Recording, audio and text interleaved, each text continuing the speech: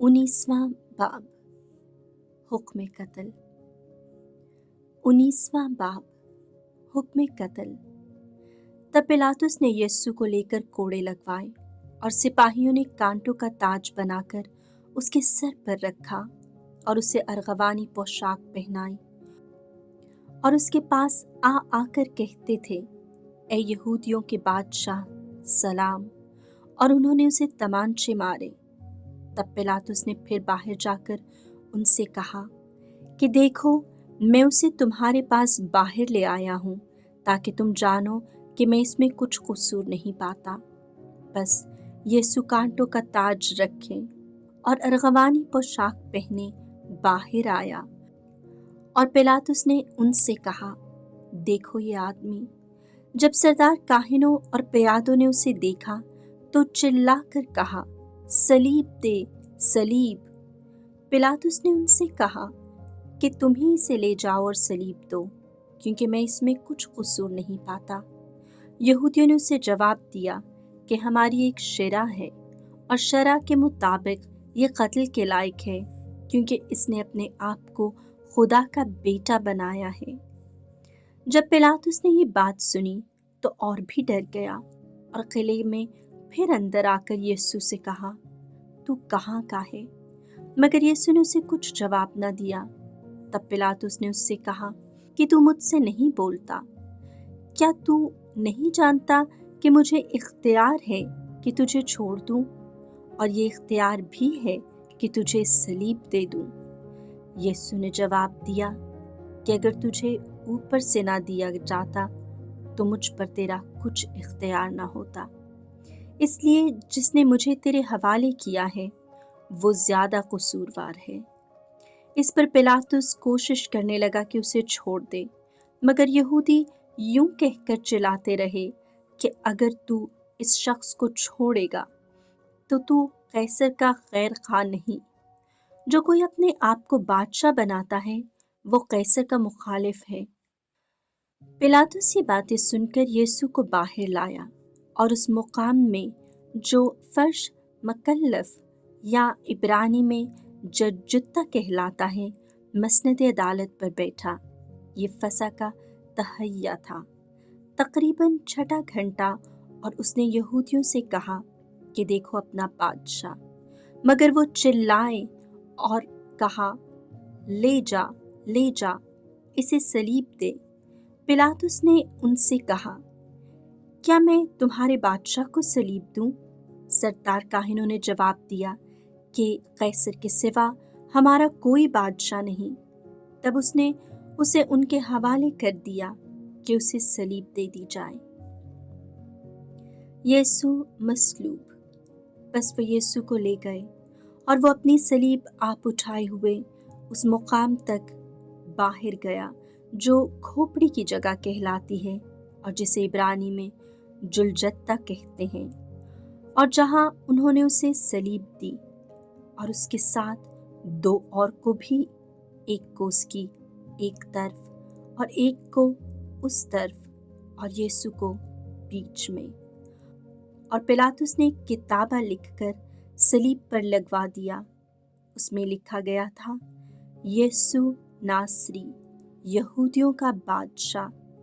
उस किताबा को बहुत से यहूदियों ने पढ़ा, इसलिए कि वो मुकाम जहाँ यीशु मसलूब हुआ था शहर के नज़दीक था, और वो इब्रानी और लातीनी और यूनानी में लिखा गया था।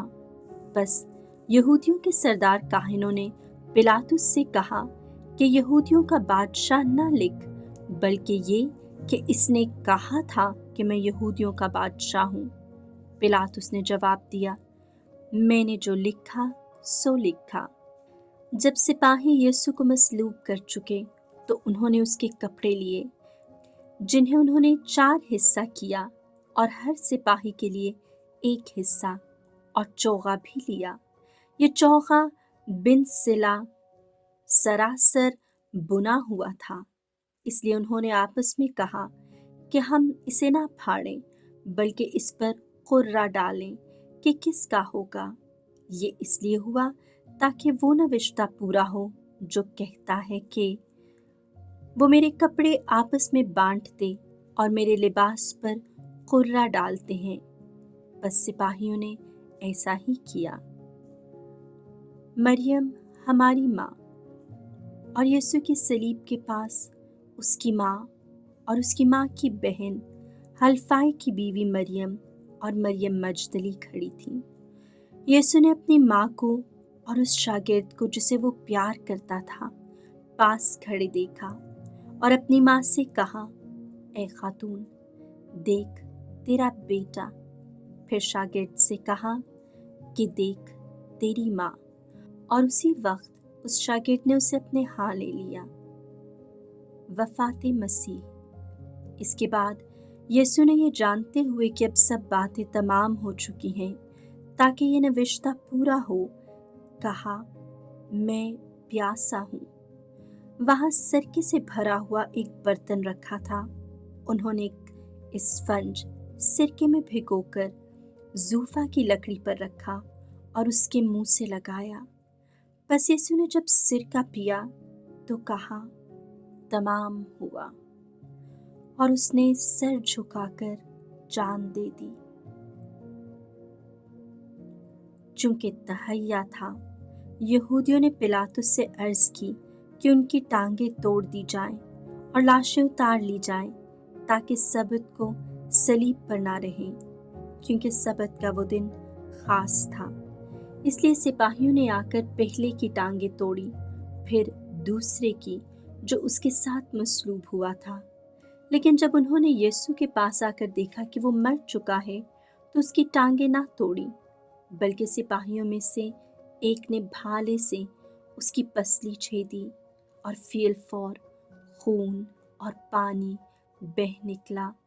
और जिसने देखा उसने गवाही दी है और उसकी गवाही सच्ची है, और वो जानता है कि सच कहता है ताकि तुम भी ईमान लाओ।